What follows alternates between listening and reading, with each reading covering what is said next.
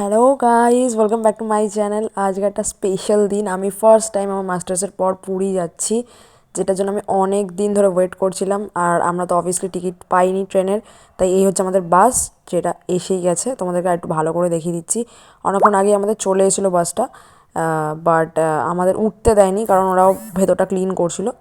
দেন আমরা উঠেছি। এইবার দেখো, আমরা জাস্ট ঢুকছি। ভেতরটা অন্ধকার রয়েছে, হালকা একটা আলো জ্বালিয়েছে। এখানে অনেকেই উঠছিল ওই টাইমটা, তাই জন্য আমি ঠিক করে দেখাতে পারিনি। আর আমরা নিয়েছিলাম স্লিপার আর সিটার দুটোই। এবারে হচ্ছে স্লিপারটা নিয়েছিলাম আমরা জাস্ট, আর একটাই সিটার নিয়েছিলাম যাতে একটু অল্টারনেট করে বসা যায়। আর এখানে আমার বোনও হাই করে দিল একটুখানি, ও তো আগেই উঠে বসে পড়েছে। আর আমার মা তো উঠতেই পারছিল না উপরে, এমনই মানে উঁচু লাগছিল। আর যাই হোক, এখানে সবাই নিজেদের নিজেদের জায়গা জাস্ট নিচ্ছে আর কি। এইবার রাতও হয়ে গেছে, আর এইখানে মনে হয় 11টা নাগাদ নামিয়েছিল এই হোটেলটাতে, রাজ হোটেল। আমি ঠিক লোকেশনটা জানি না কোন জায়গাটায়। এখানে কারোর যদি ওয়াশরুম যাওয়ার থাকে বা খাওয়া দাওয়া করার থাকে করতে পারে। এখানে সব রকম ভাত, সবজি, মাছ, মাংস সব পাওয়া যায়। এখানে আমি রাত্রিবেলা একটু নেমেছি, আর এখানে একটা দোকান ছিল যেখানে চা করছিল, ওটাও দারুণ ছিল। এই যে রাতে ঘুমিয়ে গেছিলাম, হয়ে গেছে সকাল, আর এসে গেছি পুরী। দেখো তোমাদেরকে এইবার আমি বাইরেটা ভালো করে দেখাচ্ছি, কারণ আলোটা দিয়ে দেখা যাবে এবার।